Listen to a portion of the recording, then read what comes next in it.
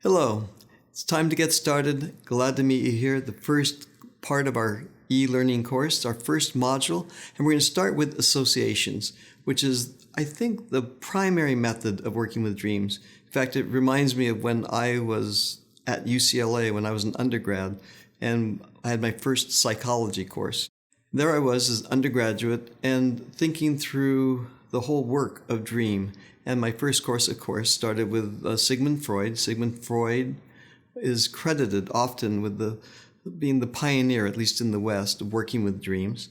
And the method that Freud used was a method called associations, which is where we're going to start. We're going to do it a little differently than Freud did, because back in the day, the idea of associations and that whole school of psychoanalysis, which is what Freud developed and came out of, and I might say at the beginning, clearly a genius, because he introduced the whole notion of working with dreams to our culture, to Western culture.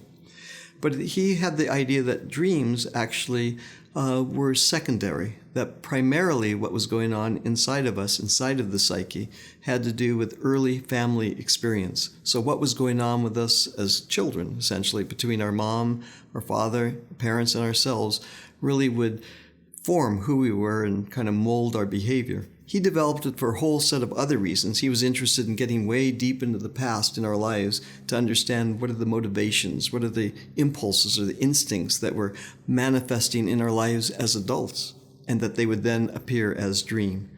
We're not going to do that necessarily. What we are going to do, though, is borrow the technique or the method of association. I mean, even with Carl Jung, the Swiss psychologist, came around and talked about associations as being important at the beginning because they help us get located in the place of the dream. What is the dream responding to?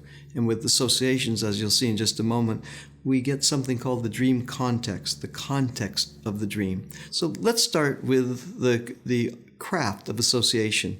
The first thing we want to think about is the last 48 hours.